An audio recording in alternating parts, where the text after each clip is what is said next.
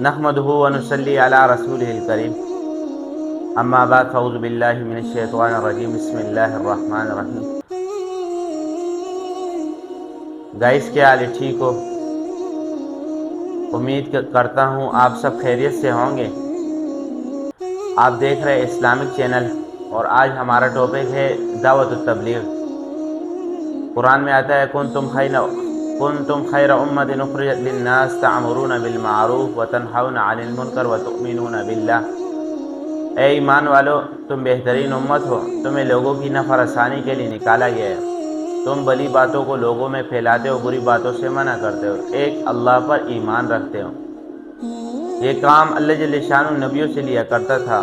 اب ختم نبوت کی برکت سے میری اور آپ کی اللہ جل شانہ نے ذمہ داری لگائی ہے کہ خود بھی دین پر چلنا اور سارے عالم کے انسانوں کی فکر کرنا، اور اس کے لیے اللہ جل شانہ آپ صلی اللہ علیہ وسلم، عائشہ رضی اللہ عنہا فرماتی ہیں کہ آپ صلی اللہ علیہ وسلم دولت قدر پر تشریف لائے تو میں نے چہرہ انور پر ایک خاص اثر دیکھ کر محسوس کیا کوئی اہم بات پیش آئی ہے۔ تو آپ صلی اللہ علیہ وسلم نے کسی سے بات چیت نہیں فرمائی، وضو فرما کے مسجد میں تشریف لے گئے۔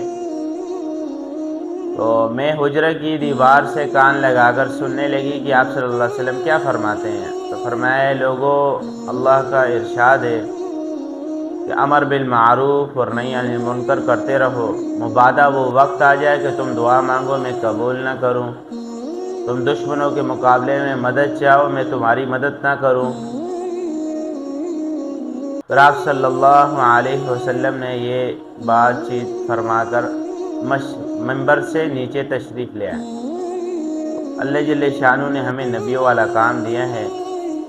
قرآن میں آتا ہے کہ تم بہترین امت ہو، کس کام کی وجہ سے؟ کہ تم لوگوں کو بھلی باتوں کو کہتے ہو، بری باتوں سے منع کرتے ہو۔ اللہ جل شانہ کا فرمان ہے، ہم اس ٹائم تک عذاب نہیں بھیجتے جب تک کہ نبی یا رسول نہ بھیجیں یا ڈرانے والے نہ بھیجیں۔ اب تو آپ صلی اللہ علیہ وسلم خاتم النبیین ہیں، تو آپ صلی اللہ علیہ وسلم کے بعد کوئی نیا نبی نہیں آئے گا۔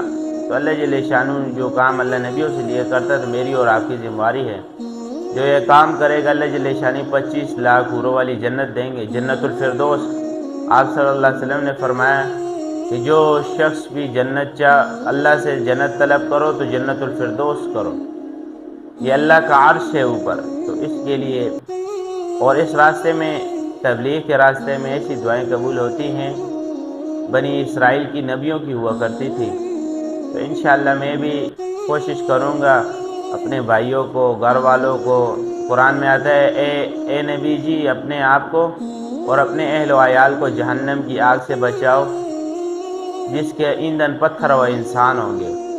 تو انشاءاللہ ہم خود بھی کوشش کریں، لوگوں کو نماز کا کہیں، قرآن کی تلاوت کا کہیں، لوگوں کو حقوق کسی کا ہے تو وہ اسے دے دے دنیا میں یا معاف کروائے۔ تو انشاءاللہ ہم روز نئی ویڈیوز لائیں گے، تو آپ ہمیں لائک بھی کریں، سبسکرائب بھی کریں، اور آپ ہمارا حوصلہ افزائی کریں۔ السلام علیکم ورحمۃ اللہ وبرکاتہ۔